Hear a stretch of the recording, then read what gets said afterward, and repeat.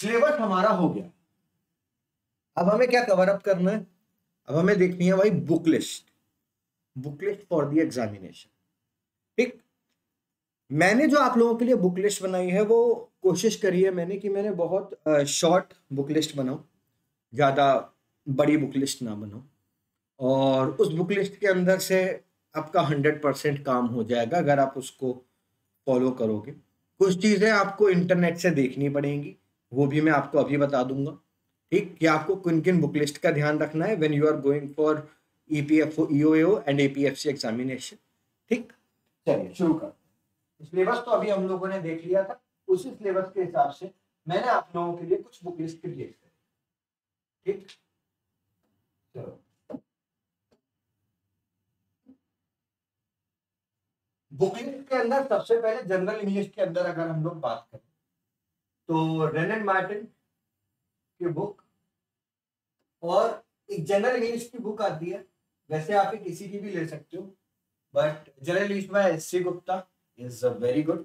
एक book Arihant publications की आती है डिस्क्रिप्टिव इंग्लिश की, आप उसका भी यूज कर सकते हो। ठीक है, बाकी जनरल इंग्लिश और अच्छी हो जाती है अगर आप डेली न्यूज़पेपर रीडिंग कर रहे हो। ठीक है, तो it become better and better.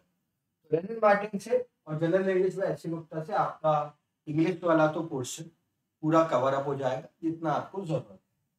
Freedom struggle modern India के बारे में बात करें तो फ्रीडम स्ट्रगल के अंदर basically modern India, arrival of Britishers के बाद से लेकर 1947 तक की चीजें आपको कवर अप कर रही है। उसको आप इन बेसिक 3 अलग अलग सिनेरियो में डिवाइड कर सकते हो। अराइवल ऑफ ब्रिटिशर्स से लेकर आप 1857 तक, द रिवोल्ट ऑफ 1857 तक डिवाइड कर सकते हो। फिर 1857 की जो रिवोल्ट है उससे आप 1885 या चाहो तो 1906 तक डिवाइड कर सकते हो। 1906 तक डिवाइड करके पढ़ लो, फिर 1906 के बाद 1947 तक चीजें कर लो, तो मॉडर्न इंडिया तो आपके लिए बहुत ईजी हो जाती है। इसके लिए आप क्लास 12 की एक ओल्ड एनसीईआरटी है उसका इस्तेमाल कर सकते हो। ऑल्दो इसमें थोड़ा सा ना कहानी के रूप में चीजें लिखी हुई हैं, तो in replacement you can also use modern India, जो एक स्पेक्ट्रम राजीव अहिर जी द्वारा जो लिखी गई है, बहुत अच्छी बुक है, बहुत सक्सेसफुल बुक है, बहुत सक्सेस रेट अच्छा है, तो उस किताब का भी आप लोग इस्तेमाल कर सकते हो। तो भाई इंडियन पॉलिटी के बारे में बात करें तो इंडियन पॉलिटी में तो you all know the book is M Laxmikanth, very good book, बहुत अच्छी किताब है ना, उसको अच्छे से करो। और कॉन्स्टिट्यूशन के अंदर जो चीज़ें चल रही हैं करंट अफेयर्स में, मतलब जैसे किसी जगह अगर एंटी डिफेक्शन हुआ है, इलेक्शन कमीशन के ऊपर बात चल रही है, तो वो बाकी सारी चीज़ें ना आपके दिमाग में होनी चाहिए, है ना, कि how these things are working. Indian culture and heritage ये पोर्शन एपीएफसी के अंदर आता है, तो उसके लिए फाइन आर्ट की क्लास 11th और 12th की एनसीईआरटी कवर अप।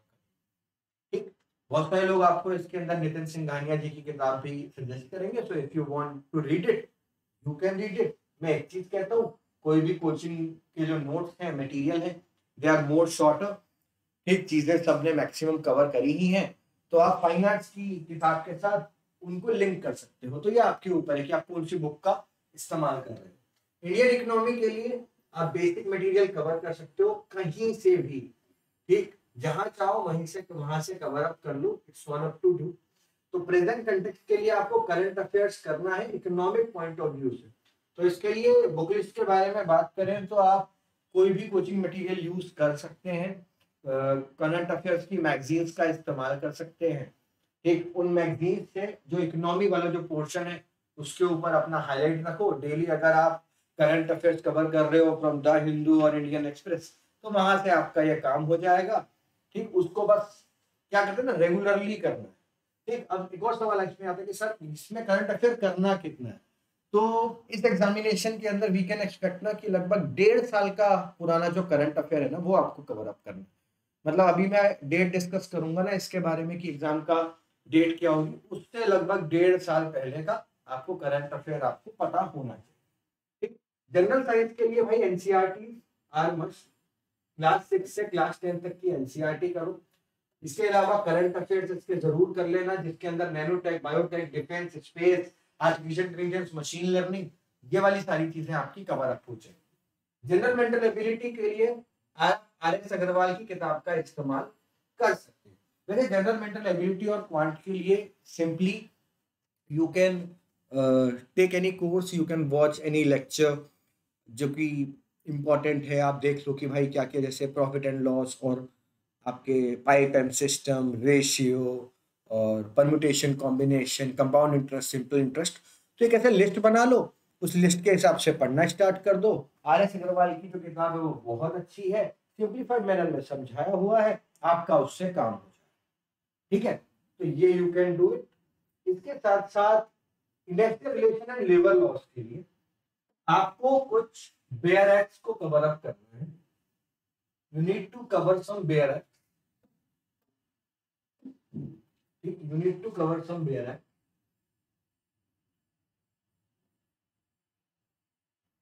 इसकी लिस्ट भी मैं आप लोगों के लिए जल्दी निकाल दूंगा, कौन कौन से कवर अप करने हैं। बट इस बार इंपॉर्टेंट रहेगा 4 लेबर कोड। वेजेस एक्ट आया है, इंडस्ट्रियल रिलेशन कोड आया है, सोशल सिक्योरिटी को लेकर एक आया है। ठीक, तो जो 4 लेबर कोड्स भारत सरकार ने कंबाइन करके बनाए हैं वो तो आपको सारे के सारे पता होने चाहिए।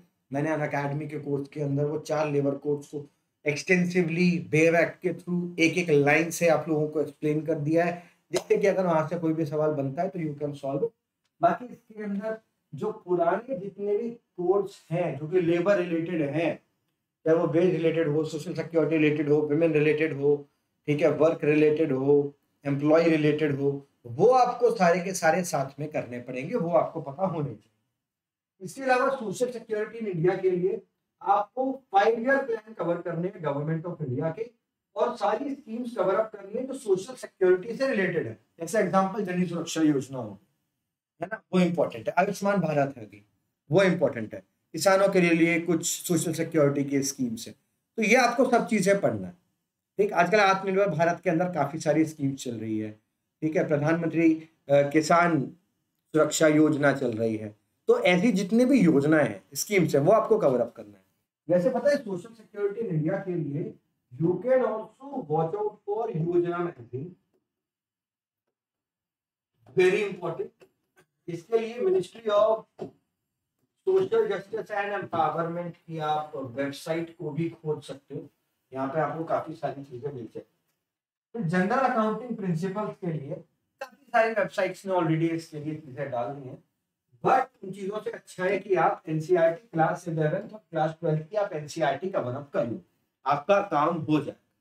क्लास 11th और क्लास 12th की अगर आपने एनसीईआरटी कर ली, आपका काम हो जाए। ऑल्दो यहाँ पर जो इंडस्ट्रियल रिलेशन की चीजें हैं उसके अंदर कुछ टॉपिक्स आते हैं, वो गूगल पे सर्च करोगे आपको छोटी बड़ी बुक मिल जाएगी, जो सबसे आपको संक्षिप्त मटेरियल मिले उसकी तरफ आप जा सकते। क्लियर? ठीक है, तो गाइस अगर आप यहाँ पे सिलेबस को देखो ना, मैंने सिलेबस में मैक्सिमम चीजें आप लोगों के लिए कवर अप कर दी हैं, और इनकी बुक लिस्ट भी मैंने आपको बता दी है कि किन किन बुक लिस्ट का आप यहाँ पर यूज कर सकते हैं।